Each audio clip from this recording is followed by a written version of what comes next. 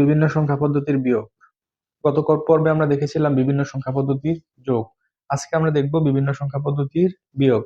গত ক্লাসে একটা ফরম্যাটের মাধ্যমে আমরা দশমিক, অক্টাল, হেক্সাডেসিমাল এবং বাইনারি সংখ্যা পদ্ধতির বিয়োগ দেখেছিলাম, যোগ দেখেছিলাম। আজকে আমরা দেখব সেই একটা পদ্ধতির মাধ্যমে চারটা সংখ্যা পদ্ধতির বিয়োগ। প্রথমে আমি লিখেছি দশমিক সংখ্যা পদ্ধতির বিয়োগ। তো আমি এখানে একটা দশমিক সংখ্যা লিখতেছি, এখান থেকে আমি বাদ দিতে চাচ্ছি এটা। দেখো, 7 থেকে 8 বাদ দেওয়া যায় না, সম্ভব না। সে তার আগের সংখ্যার কাছে একটা ভিত্তি চাবে। ভিত্তি মানে কি? ওকে 1 দিবে। 1 দেয়া মানে কত দেয়া? 10 দেয়া। 1 দেয়া মানে কত দেয়া? 10 দেয়া। মনে রাখবা ভিত্তি দেয়া। তাহলে এখানে থাকলো 6। 10 আর 7 কত? 17। আমরা যেন কিসের বিয়োগ করতেছি? দশমিক। তাহলে তা থেকে তুমি কি করবা? দশমিক সংখ্যার ভিত্তি 10। 1 দেয়া মানে 10 দেয়া। এবার হচ্ছে কত? 17। 17 থেকে আমি কি করতে পারি? 8টা বাদ দেবো এবার। 17 থেকে 8 বাদ দিলে কত হয় বলো? 17 থেকে 8 বাদ দিলে হয় 8 8 16, আর একে 9, তাহলে হচ্ছে 9। 9। এই লাইনে কাজ শেষ। এবার আসো এখানে 6 থেকে 9 বাদ দেওয়া যায় না, সে তার আগের সংখ্যার কাছে ভিত্তি চাবে। ওকে ভিত্তি দিবে। 1 দেয়া মানে কত দেয়া? 10 দেয়া। সে হয়ে যাবে কত? 4। এবার দেখো 10 আর 6 কত? 16। তাহলে 16 থেকে আমরা কি করবো? এবার 9 বাদ দিব। 16 বড়, বড় থেকে 9 বাদ দেওয়া যায়, তাই না? 16 থেকে যদি আমরা 9 বাদ দিই তাহলে থাকে হতো 7। 7 লিখলাম। এই লাইনে কি আর বাদ দেওয়ার কিছু নাই, তাই এখানে 4টা বসে যাবে। এটাই হচ্ছে আমার অ্যান্সার। তাহলে দশমিক সংখ্যা পদ্ধতির বিয়োগ আমরা দেখলাম। আসো আমরা আরেকটা বিয়োগ করি। সেটা হবে কিসের? সেটা হবে আমার অক্টাল সংখ্যা পদ্ধতির। তার মানে অক্টাল সংখ্যা পদ্ধতির বিয়োগ। এখানে খেয়াল করবো ভিত্তি কত অক্টালে? 8। তাহলে আমি একটা অক্টাল সংখ্যা লিখলাম 2 5 3 7 6। দেখো, 3 থেকে 6 বাদ দেওয়া যায় না, সে তার আগের সংখ্যার কাছে একটা ভিত্তি চাবে। এবার কিন্তু ভিত্তি 8, সে 8 দিবে। সে 1 কমে যাবে, হয়ে যাবে কত? 4। 8 আর 3 কত? 11। 11 থেকে 6 বাদ দেওয়া যায়? হ্যাঁ, 5। এই লাইনের কাজ শেষ। এবার আসো এই লাইনে 4 থেকে কি 7 বাদ দেওয়া যায়? 4 থেকে 7 বাদ দেওয়া যায় না। তাহলে সে কি করবে? তার ইমিডিয়েট আগের সংখ্যার কাছ থেকে একটা ভিত্তি নিবে। 1 নেওয়া মানে কত নেয়া? 8 নেয়া। সে হয়ে যাবে কত? 1। 8 আর 4 কত? 12। 12 থেকে যদি 7 বাদ দেই, 12 থেকে বাদ দিব কত? 7। তাহলে আমরা জানি 7 5 এ 12, তাহলে হলো 5। ওকে। এখানে কি আর বাদ দেওয়ার কিছু আছে? নাই। তাহলে সে কি করবে? এই একটা সরাসরি এখানে নেমে যাবে। এই ছিল অক্টাল সংখ্যা পদ্ধতির বিয়োগ। ফরম্যাট কিন্তু একটাই, হ্যাঁ, ভেরি সিম্পল। অক্টাল গেল। এবার আসো হেক্সাডেসিমাল সংখ্যার বিয়োগ। কিসের বিয়োগ? হেক্সাডেসিমাল। হেক্সাডেসিমাল সংখ্যার বিয়োগ। তাহলে হেক্সাডেসিমালে আমরা কি জানি? 0 থেকে 9 পর্যন্ত A B C D E F. 10, 11, 12, 13, 14, 15,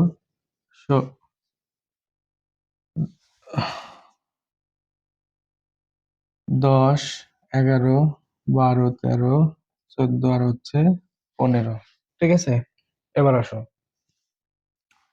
তাহলে আমি লিখলাম 2 B E minus C F.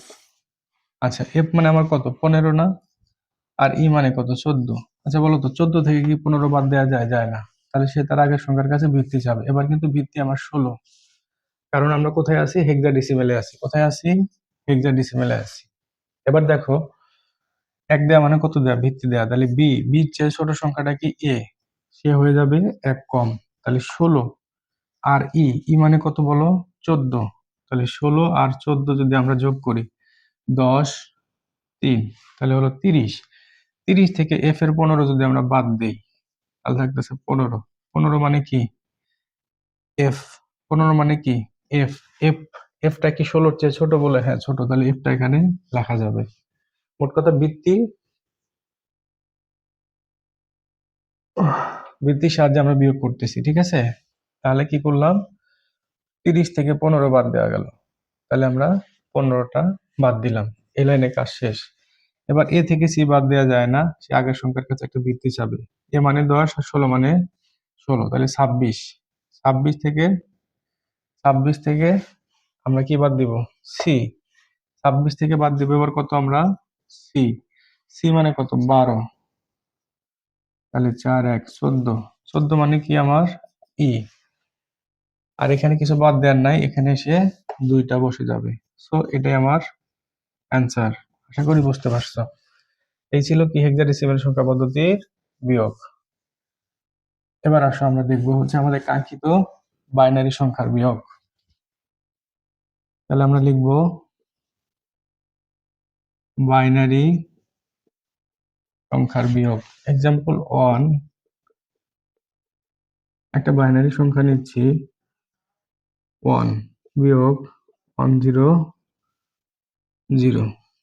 এখানে আমি একটু অন লিখতেছি, হ্যাঁ, ওকে।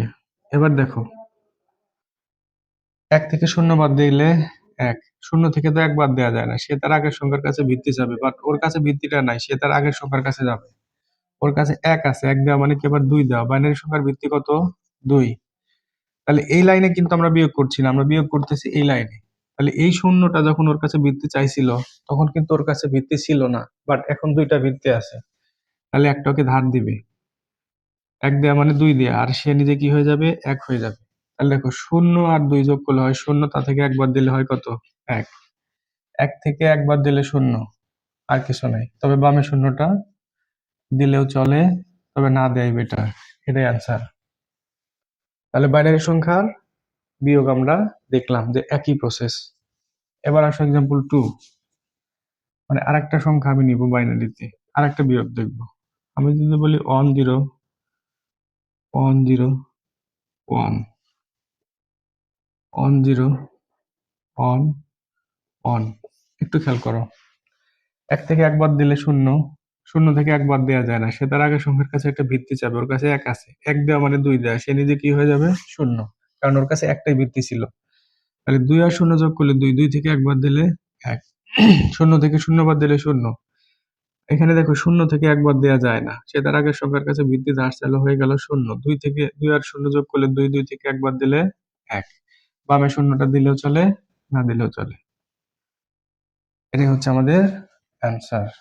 ওকে, তাহলে আমরা কি দেখলাম, বিভিন্ন সংখ্যা পদ্ধতির যোগ দেখলাম, তারপরে আজকের ক্লাসে দেখলাম হলো বিভিন্ন সংখ্যা পদ্ধতির বিয়োগ। বিয়োগের ক্ষেত্রে কি করতে হবে, ছোট সংখ্যা থেকে যদি বড় সংখ্যা বিয়োগ দেওয়া না যায়, তাহলে তার ইমিডিয়েট আগের সংখ্যার কাছ থেকে ভিত্তি ধার নিয়ে আসতে হবে, অর্থাৎ 1 ধার করতে হবে। আর 1 দেওয়া মানে যে সংখ্যা পদ্ধতির বিয়োগ করবে সেই সংখ্যা পদ্ধতির ভিত্তিটা দিয়ে দেয়া। আশা করি তোমরা বুঝতে পারছো। তো খুব শীঘ্রই দেখা হচ্ছে নেক্সট ক্লাসে 2 এর পরিপূরক নিয়ে এবং 1 এর পরিপূরক নিয়ে। ঠিক আছে, এ পর্যন্ত ভালো থেকো।